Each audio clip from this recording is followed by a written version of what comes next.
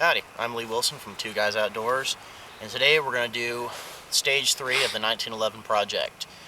Stage 1 was the original 1911 review. It started out originally as a Springfield Armory model 1911 A1, and I've been progressively doing more and more to it. Stage 2 was the review of the VZ Alien grips, which I'm still very, very pleased with and have been using quite a bit. So we're in the Wilson Combat stage right now of the Project 1911, and biggest improvement I've made so far is replacing the mainspring housing, which was originally a humped housing with a little bit of a lanyard on there, lanyard loop, with a Wilson Combat Speed Chute.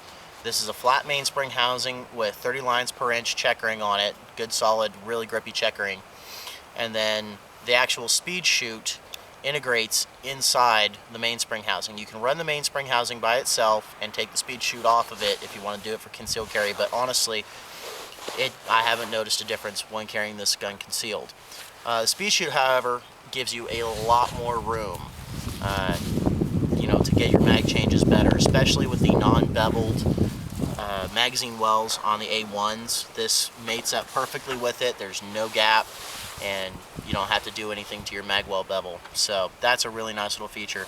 One thing though, however, is that when you're using non-base plated magazines, you have to really push it in. Now if you go to Wilson Combat or Chip McCormick mags, they'll integrate perfectly. You slap them in and they go in. The next big addition is a Wilson Combat Ultralight match trigger.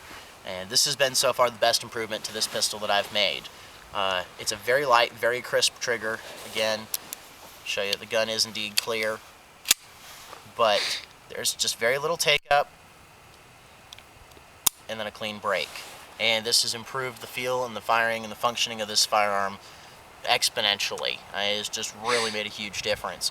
There is a fair bit of fitting required with this. Also to note, the Speed Chute, this requires fitting as well. They say it's a drop-in part, and for our buddy Colin Archer's Colt, it was a drop-in part for him. He had no problems with it. I, however, had to Dremel out to the ears a fair bit to get that pin to go through, and you can tell that pin's pretty jacked up from me having to pound on it and get it fitted. But same thing with the trigger, you just have to fit it, you be careful with it. It's really not that difficult. It just requires a file and some sandpaper and lots of time. And there's some very good instructions on Brownell's website on how to do a trigger. So other two additions, or actually technically 4 additions, is I put Wilson Combat grip screws in here. And these are, Allen key grip screws. They fit real flush and very nice with the VZ grips, and they just look nicer, and I'm very confident that my grips are tightened down properly now. Another addition is a full-length guide rod. This is the Wilson Combat full-length guide rod shock buff system, and basically what it is, it's a full-length steel guide rod with the new plunger tube, I'm sorry, not a plunger tube, the new guide rod guide, and that's a hollowed out guide so your guide rod can go through, and it comes with several shock buffs, which are essentially little polymer dealios that go back on your guide rod and take all the stress off your frame under repeated firing, so it makes your frame last a whole lot longer. And it also comes, the kit comes with a 18-pound recoil spring and a 14-pound recoil spring. I put the 18 in there, and it has cured a lot of my cycling problems and a lot of the stovepiping. I also ordered a new ejector, which I have not installed yet. I will wait and do the ejector when I actually cut out the clearance right here and flare and lower the ejection port. So that's going to be an ongoing project right there.